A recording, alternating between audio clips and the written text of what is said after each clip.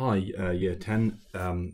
This is a video about the assignment that I've set you to do on Microsoft Teams over the Easter holidays. I'm just going to talk through how I would write this essay answer in case anyone's struggling to write the essay. This is a 15-mark question. The statement is sometimes going to war is the right thing to do. Discuss this statement. So you have to look at views for and against this statement, why some people think yes, sometimes it's good to go to war, and why some people should say no, you shouldn't. All the information you need to answer this we've covered already in the videos that I have done so far on this topic, so it should be pretty straightforward. So I'm not going to spend a long time in this video. And also, some people have already handed their answers in, and the quality was really fantastic on those answers. So I hope it should be okay. But I thought maybe just in case you're struggling, especially because I'm not available to discuss this in person, it might be useful for me to do a video. So I'm just going to put on the video. This is the structure, the sheet that I sometimes give to structure these questions. So sometimes go towards the right thing to do. You need an introduction, you need 3 paragraphs, and you need a conclusion.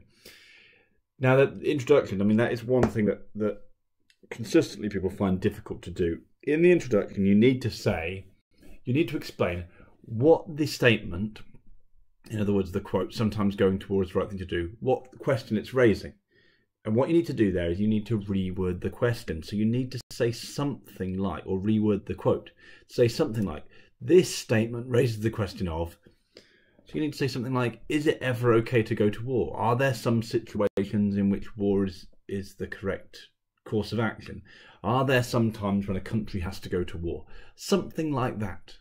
Or is it ever acceptable for a country to go to war? You need to reword it in some way. You can't just repeat the statement.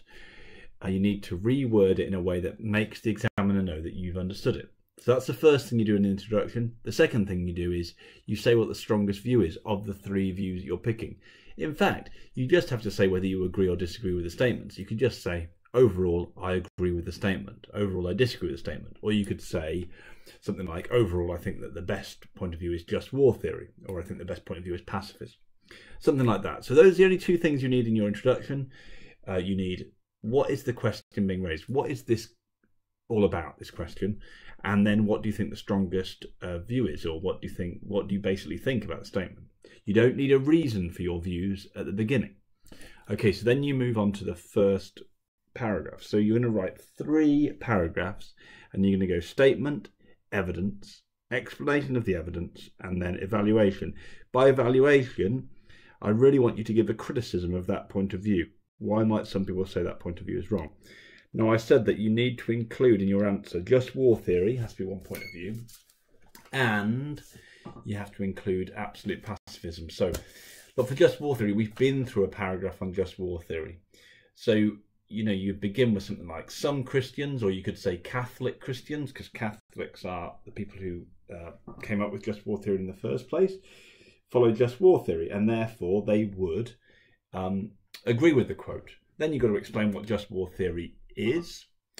And there's a couple of ways you can do that. I mean, actually, in one of the answers I've had so far, someone went into the doctrine of double effect. That would be fine to do that. Or you could just explain what just war theory is. Just war theory is a set of rules created by Thomas Aquinas and created by, St. Augustine and developed by Thomas Aquinas about how and when you can go to war. And you could use those terms, jus ad bellum, jus in bello, jus post bellum. Then you explain, well, this would mean that they think it's okay to go to war if you follow the rules of just war theory. Give an example. For example, if there is a good reason to go to war, if you've got a just cause. Then evaluation. Well, the main criticism of just war theory is from pacifists. Christian pacifists who say, well, it's all very well to say that, but Jesus seemed to say that war is wrong. That would be your criticism.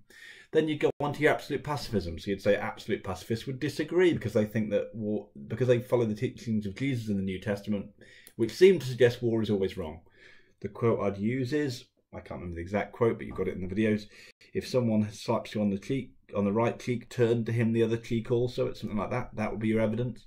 Now, in your explanation, the important thing that you, in the explanation for absolute pacifism, is that you say something about how this quote applies to war.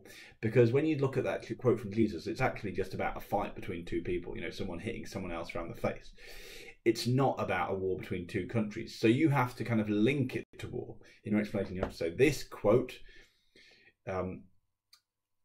seems to suggest that even if a country was attacked, first, it is always wrong to retaliate. It's always wrong to fight back.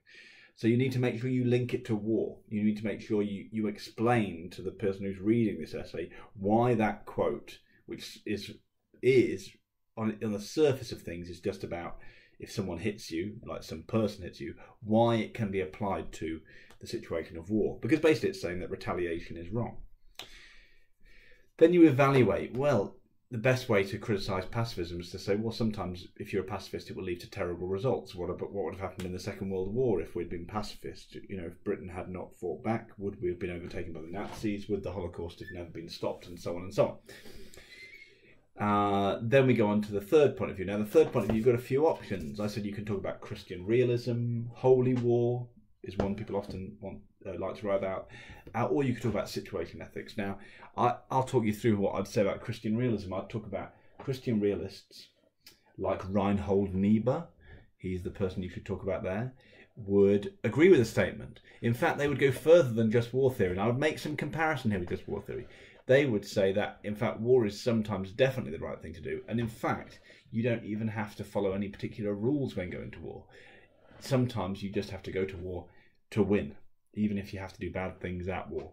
Now, your evidence for Christian realism, it's difficult because there's no quote, but that's when you have to talk about the theory. Reinhold Niebuhr said that even though Jesus taught that it's good to turn the other cheek and be a pacifist, he said that those rules only come into apply in the world to come. In other words, when Jesus comes back in the future, he is going to create a new world in which everything is good. There's no violence. It's a great world. And in that world, it will be correct to turn the other cheek, to be a pacifist. However, Reinhold Niebuhr said, in this present world, it's not possible to follow those rules because there's too much sin, there's too many bad things. So then you get into your explanation and you say, well, that means that in the current world, if there is a terrible ruler of another country who's attacking lots of different countries, we must go to war. We must go to war. We must ignore the pacifist teachings of Jesus and go to war to beat that leader. Then your criticism, your evaluation. Well, easy to criticise because Jesus, when Jesus said turn the other cheek, he never said turn the other cheek, but not now, do it later.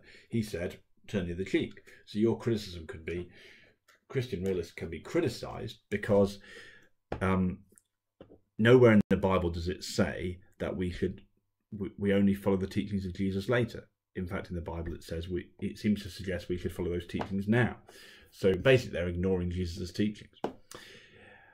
Those would be your 3 paragraphs. I've gone through it very quickly, but that's the basic content. Then at the end, you've got to put 2 reasons. So for full marks in a conclusion, you've got to give 2 reasons why you agree with who you agree with. And the easiest way to do that is to say why you agree with one side and why you disagree with another side. So you might say that you agree with just war theory, and you might say something like, well, just war theory is a good theory because it